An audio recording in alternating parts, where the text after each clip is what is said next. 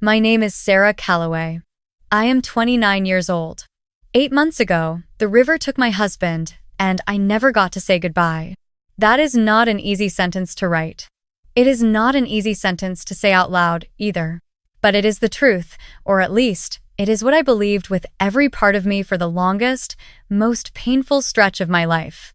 Before I tell you what actually happened, please take a second to like this video and subscribe to Heartway Stories. And drop your city or country in the comments. I always love knowing where you're watching from. Now let me tell you everything. My husband's name is Marcus. He was 31 years old, a structural engineer who spent his weeks calculating weight loads and stress limits on bridges. There is something quietly ironic about that now, though I couldn't see it then.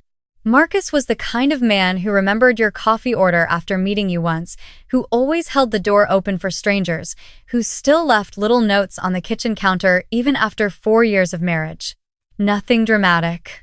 Just small things. Have a good day, sunshine. Leftover pasta in the fridge, don't forget to eat. Picked up your dry cleaning, you owe me one kiss. I kept every single one of those notes in a shoebox under our bed. I still have them. He was on a job site inspection in early October, about 3 hours outside of Nashville, in a small county called Harlan Ridge. The whole region had been dealing with an unusually heavy rainfall that week, the kind of rain that makes the news, that fills rivers past their banks, that turns dirt roads into rivers of their own. Marcus had gone out there to assess a bridge that the county was worried about. He was supposed to stay 2 nights, check the structure, file his report, and come home by Thursday evening. Thursday came. He didn't. I wasn't worried at first. Marcus was always getting pulled into long conversations at job sites, always stopping to help someone figure something out before he could leave. I sent him a text at 6 in the evening. No reply. I called at 7. Straight to voicemail. I told myself his phone had died. He always forgot to charge it. I heated up dinner and watched TV and waited, and when 10 o'clock came and went without a word, I started to feel it, that cold, quiet fear that starts somewhere in your chest and slowly spreads outward until it's in your fingertips. By midnight, I had called 3 times. By 1 in the morning, I had called his supervisor. By 2, I had called the local sheriff's department in Harlan Ridge. And by 6 the next morning, when 2 state troopers showed up at my front door in the gray October light, I already knew. They told me the bridge had failed during the night. The water levels had risen faster than anyone expected. A section of the bridge had collapsed, and Marcus's truck had gone into the river below. By the time rescue teams reached the site, the current had already carried everything downstream. They found the truck 2 days later, lodged against a fallen tree nearly a mile from the bridge. They found his hard hat. They found his clipboard still clipped to the dashboard, the paperwork inside somehow still legible. They never found Marcus. The official search lasted 11 days. 11 days of divers and helicopters and volunteers walking the riverbanks with flashlights. 11 days of me sitting by my phone in the house we had shared, wearing his flannel shirt because it still smelled like him, eating whatever my mother quietly placed in front of me. On the 12th day, the county sheriff sat across from me in my living room and told me, gently but clearly, that the current in that stretch of river had been extraordinarily strong, that the chances of survival were very low, and that the search would have to be suspended. They would continue monitoring, he said. They would let me know if anything changed. But for all practical purposes, my husband was gone. I nodded. I thanked him. I walked him to the door and closed it behind him, and then I slid down the wall in my hallway and sat on the floor for a very long time. The weeks after that are hard to describe in any way that feels accurate. Grief is not one thing. People talk about it like it is a single emotion, like sadness turned up loud. But it is not. It is dozens of things at once, numbness and rage and guilt and loneliness and something that almost feels like forgetting, where for 1/2 second you wake up and the world is normal, and then you remember, and it crashes down again. I went through all of it. Sometimes in the same hour. I kept going to work because not going felt worse. I taught 2nd grade at an elementary school 12 minutes from our house, and I will tell you honestly, those kids saved me in ways I cannot fully explain. They needed me present, they needed me to laugh at their drawings and help them sound out words. And so for 6 hours a day, I was present and I laughed and I helped them. And then I drove home and the house was quiet and I fell apart all over again. My older brother, James, checked on me constantly. He lived about 40 minutes away in Franklin, but he came over nearly every weekend, sometimes without calling ahead, just showing up with groceries or a movie or sometimes nothing at all, just himself, just so I wouldn't be alone. James had known Marcus since we were all in our mid-20s. They used to argue about football teams with the kind of passion that made me laugh, and they would grill burgers in the backyard and pretend they weren't having the time of their lives. Losing Marcus had hit him hard too, though he rarely said so directly. That was James always holding his own feelings very still, so there was room for yours. 8 months passed. I say that like it was quick. It was not.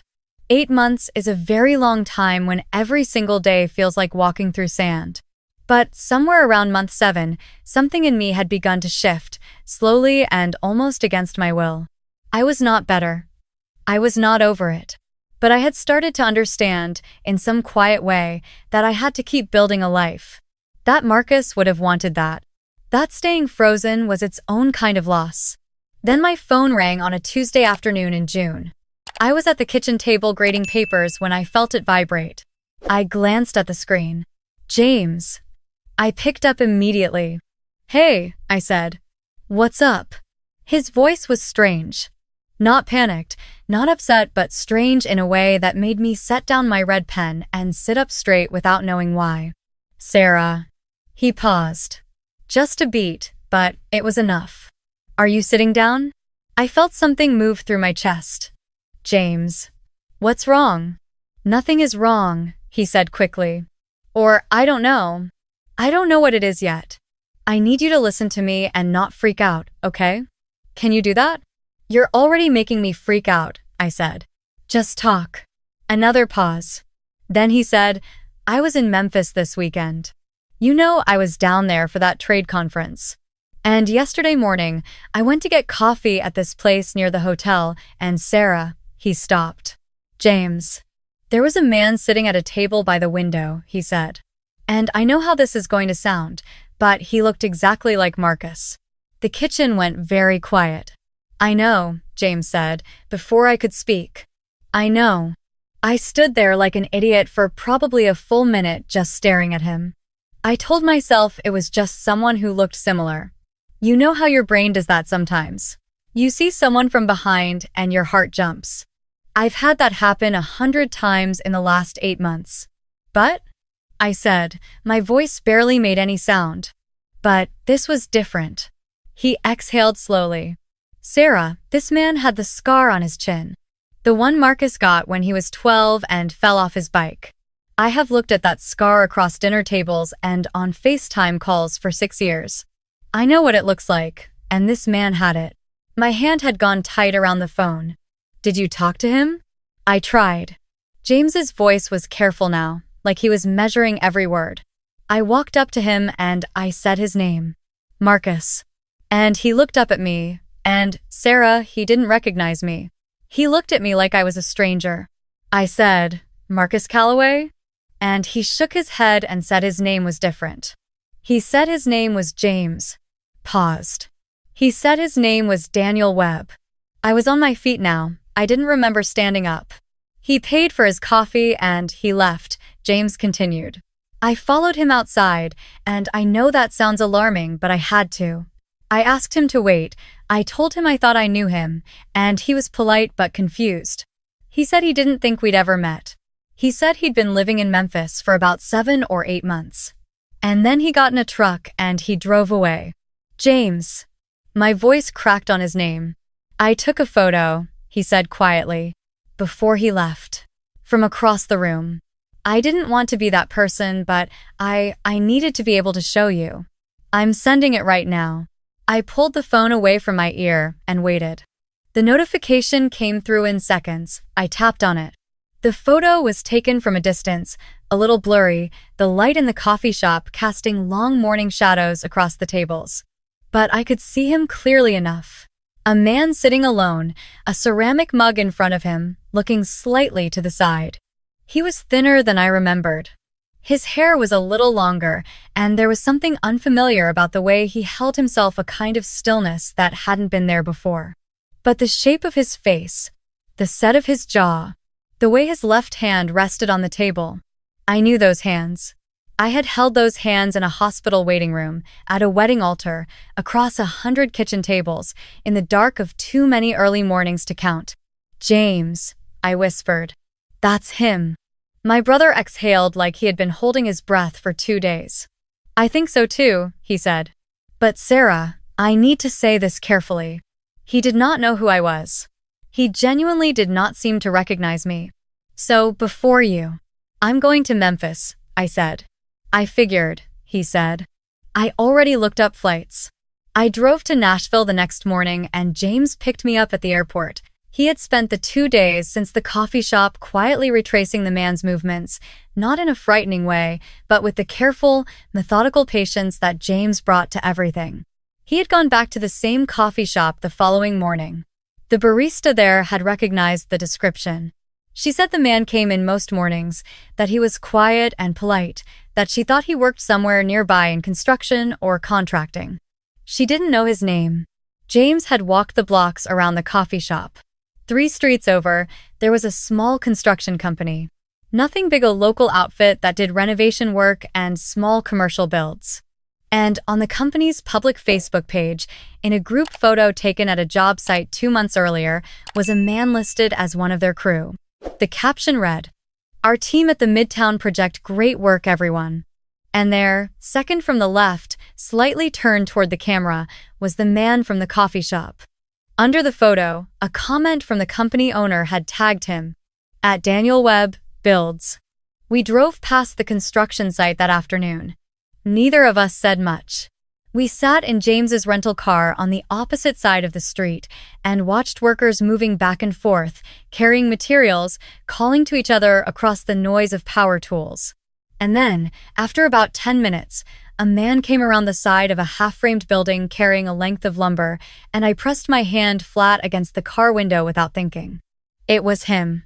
Even from across the street, even with a hard hat and work clothes and 8 months of distance between us, it was him. The way he walked. The particular way he tilted his head when someone called out to him. I had watched that walk cross our driveway 1,000 times. I had watched it come through the front door every evening for 4 years. I reached for the car door handle. James caught my arm. "Sarah, wait. That's Marcus," I said. I was crying without having realized it. "I know," he said gently. "I believe you. But think about this for a second." He didn't know who I was. He has been living here for 8 months under a different name. Something happened to him that we don't understand yet. "If you run across that street right now..." "He's my husband," I said. "He is," James said, "and he's not going anywhere. So let's be smart about this. Let's do this the right way." I wiped my eyes. I looked at Marcus, at the man across the street, until he disappeared around the other side of the building. Then I sat back in the seat, and I breathed. James was right. He was usually right, which was both his best quality and his most annoying one. We spent the rest of that afternoon talking through what to do. James had already reached out through Facebook Messenger to the construction company's page, asking about a crew member he thought he recognized from years back. By evening, someone had replied politely, cautiously, and given us a phone number for the man himself. I stared at that phone number for a long time. James offered to make the call. I let him. I sat beside him at the small table in our hotel room and listened to him dial, and then I heard a phone ring twice, and then a voice that I had not heard in 8 months said, "Hello?" I pressed my hand over my mouth. James spoke carefully, naturally, the way he always did. He said he thought he recognized the man from a few years back, that he might be thinking of the wrong person, that he was sorry to bother him. And the man Marcus said he didn't think they'd met before, but that was all right. He said his name was Daniel. He said he'd been in Memphis since November. "November," I whispered, after James ended the call. Marcus had gone to Harlan Ridge in October. The bridge had collapsed in mid-October. November. He had surfaced somewhere in November, and someone had given him a name, or he had given himself one, and he had been living 40 minutes away from home for 8 months, not knowing who he was. I couldn't sleep that night. I lay in the dark of the hotel room listening to James's steady breathing from the other bed, and I thought about Marcus alone, somewhere in November, wet and hurt, and not knowing his own name. I thought about him learning how to be a person again from scratch, in a city where no one knew him, holding on to a life that wasn't his because he had no other one to hold on to. The next morning, we went back to the coffee shop at 8 o'clock and we waited. He came in at 8:40. He ordered his coffee black, no sugar, the same as always, and he carried it to the same table by the window and he sat down. James put his hand briefly on my shoulder. Then I stood up and walked across the room. He looked up when I got close. His eyes met mine, and I watched them carefully. I watched for the flash of something, the flicker of recognition that I had been praying for since I first saw his photo on James's phone. But there was nothing like that. He looked at me the way you look at a stranger who is approaching your table. Polite, slightly uncertain. "Can I help you?" he asked. His voice. 8 months, and his voice was exactly the same. "I think so," I said. My own voice came out steadier than I expected.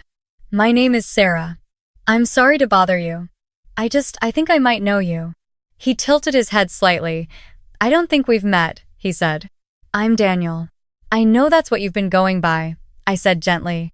I sat down across from him, not asking permission, because I was afraid if I hesitated I would lose my nerve entirely. "My name is Sarah Calloway. 8 months ago, my husband's name was Marcus Calloway. He disappeared during a bridge collapse in Harlan Ridge, Tennessee, in October." He went very still. "I'm not trying to scare you," I said quickly. "I'm not here to, I just need to ask you. Can you tell me where you were before Memphis? Before November? Do you have any memory of the time before you were here?" A long silence. He looked down at his coffee mug. Something moved across his face that I couldn't quite name, not recognition, exactly. Something older and quieter than that. Something like the shadow of a door that has been sealed shut for a long time. "No," he said finally. His voice was quieter now. "I don't." The first thing I remember clearly is waking up in a field clinic about 20 miles outside of a small town I'd never heard of. A farmer had found me near the river. I was badly hurt. I didn't know my name. I didn't know anything. The clinic didn't have the resources to do much, and there was no identification on me. Eventually, a man who ran a contracting business out of Memphis offered me work and a place to stay while I recovered. He helped me get set up with the basics. I've been here since. His hands were flat on the table. I looked at them. I looked at his left hand. There was no ring on it. But the skin on his ring finger was slightly different from the rest, a very faint, pale line where a ring had sat for years and years. "I think you're my husband," I said. "I think your name is Marcus.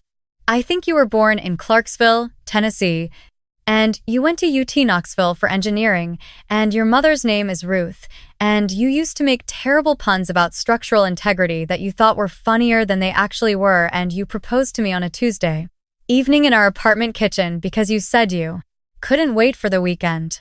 He stared at me. His expression was complicated, not hostile, not closed off, but complicated in the way of a person who is standing at the edge of something very large and not sure whether to step forward or back. "I know you don't remember me," I said. "I'm not asking you to remember me right now. I'm asking you to let me show you some things. And if none of it means anything to you, I'll leave you alone. I promise." He was quiet for a very long moment. Then he said, "Okay." The doctor we spoke with later that week in Nashville, after the man I believed was Marcus agreed to come back with us for a few days, explained it carefully.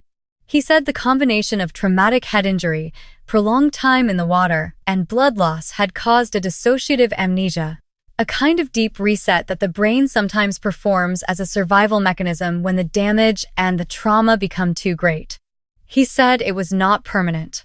He said that with familiar environments, familiar people, and familiar sensory experiences, memory could begin to return sometimes gradually, sometimes suddenly. He said there were no guarantees, But there was real reason for hope. What he could not tell me was how to live in the space between those words. I had imagined finding Marcus 1,000 times in the previous 8 months. I had played the reunion in my head, the running toward each other, the crying, the holding on. What I had not imagined was this. Sitting across a kitchen table from my husband while he politely accepted a cup of coffee and looked at our wedding photos with the careful, courteous expression of a person looking at someone else's memories. I showed him everything I had. The photos on my phone, our wedding day, our last vacation in Colorado, Christmases at his parents' house, ordinary Sundays in the backyard. I showed him the notes he had left me, all those little papers from the shoebox under the bed. I told him the story of how we met at a work happy hour that neither of us had wanted to attend, where we had ended up in the corner by the window talking for 3 hours about nothing and everything. I told him about the terrible road trip to New Orleans where the air conditioning in the car broke on the hottest weekend of the year and we ate gas station snacks for 6 hours and laughed the entire time. He listened to all of it. He was kind. He was patient. He nodded in the right places and asked thoughtful questions. But his eyes, when he looked at me, still held that quality of polite distance. The eyes of a man who is genuinely trying to feel something and cannot find it. Days passed like that. Then a week. Then 10 days. I watched him carefully, looking for any flicker, any moment when something shifted behind his eyes. There were small things. He picked up his coffee cup with his left hand, the way Marcus always had. He laughed once at something James said, and the laugh was so perfectly familiar that I had to leave the room for a minute. When we drove past a hardware store, he mentioned almost offhandedly that there was a better one 2 streets over, which he could only have known from years of driving those streets as someone else. But he did not know me. Not yet. On the 11th day, I decided to try something. It had rained hard all morning, and the afternoon had turned cool and clean the way Tennessee afternoons do after a summer storm. I asked him if he wanted to go somewhere with me. He said yes. He had been saying yes to most things, quietly, with a kind of careful trust that I tried not to read too much into. I drove to a lake on the east side of Nashville, about 20 minutes from our house. It was a small, unremarkable lake, ringed with old oak trees and a narrow walking path. There was a wooden dock at the far end where people sometimes fished. Marcus and I used to come here on Sunday mornings when we first started dating. We would bring coffee in paper cups and walk the path and sometimes sit on the dock for an hour saying nothing in particular. It was not a dramatic place. There was nothing special about it to anyone but us. We walked the path in silence. The rain had left everything dark and bright at the same time, the way wet leaves look in afternoon light. He walked beside me with his hands in the pockets of the jacket James had lent him, looking at the water.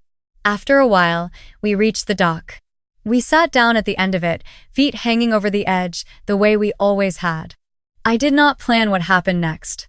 I want to be clear about that. I was not trying to be cinematic.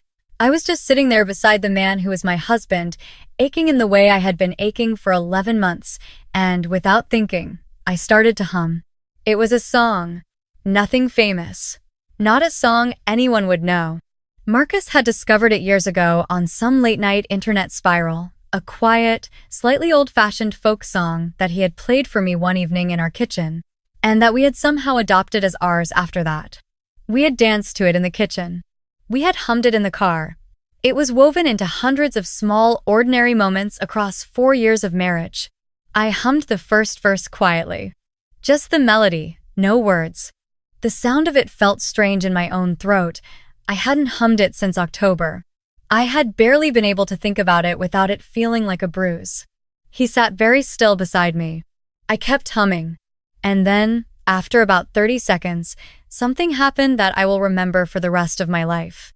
He went very quiet in a different way, not the calm, present quiet of a person listening, but the arrested, frightened quiet of someone who has just felt something move deep inside them without knowing why. I felt the shift more than I saw it. He stopped breathing normally. I stopped humming and looked at him. His eyes had gone wide. He was staring out at the water, but he was not seeing the water. His jaw was tight. His hands, resting on his knees, had curled slightly. "Are you okay?" I asked softly. He didn't answer right away. A long, shaking breath. And then he pressed one hand over his eyes, and I heard, very quietly, a sound that was not quite a word and not quite anything else, just the sound of a person whose chest is being opened up from the inside. "Marcus?" I said. He lowered his hand. He turned and looked at me. And in his eyes, for the first time in 11 months, I saw him. Not the careful, courteous stranger who had been sitting across from me for 11 days. Not the polite man from the Memphis coffee shop who did not know my name. Him. The man who left notes on kitchen counters. The man who proposed on a Tuesday because he couldn't wait for the weekend. The man who promised he would come back every single time he left, and who had, in the most impossible, roundabout way that the universe could have possibly arranged, kept that promise. "Sarah," he said. Just my name. Barely above a whisper. I didn't move for a second. I was afraid to move. I was afraid to do anything that might break whatever this was. Then he reached out and took my hand. He held it the way you hold something you thought you had lost forever, tightly, but gently, the way you are terrified of hurting something fragile even as you refuse to let go. And I felt it, all of it, come rushing back at once, every one of those 240-something days. Every night I had sat alone in our house, every morning I had made coffee for one, every time I had reached for the phone to call him before remembering I couldn't. It came back all at once, and I let it. We stayed on that dock for a long time without saying much. There were things we would have to talk about, the months he had missed, the pieces of himself that were still missing, the slow and uncertain work of rebuilding what had been taken from us. The doctor had been honest with us about that. Memory, once fractured, does not simply reassemble itself overnight. There would be gaps. There would be hard days. There would be things he might not ever fully recover. But he knew my name. He was holding my hand. He was sitting beside me on the same dock where we had sat 6 years ago, when we were still figuring out whether we were brave enough to love each other, and he was here. Later that evening, when we got back to the house, he stood in the kitchen doorway for a long moment, looking around at all the small, ordinary things, the magnets on the refrigerator, the crack in the tile near the stove that we had never gotten around to fixing, the mug on the counter that still had a chip in the handle from the time he dropped it on the first week we moved in. He looked at all of it with the careful attention of a person reading a language they are just beginning to remember how to speak. Then he walked to the small drawer beside the sink where we had always kept miscellaneous things, takeout menus, spare batteries, a flashlight. He opened it. He reached in without looking and pulled out, from somewhere at the back, a folded piece of paper. He unfolded it slowly.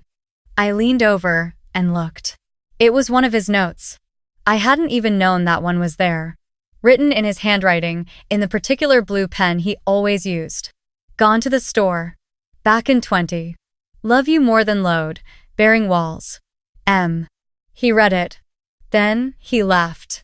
It was a small laugh, a little unsteady, the laugh of someone who is not sure whether to laugh or cry and lands somewhere in between.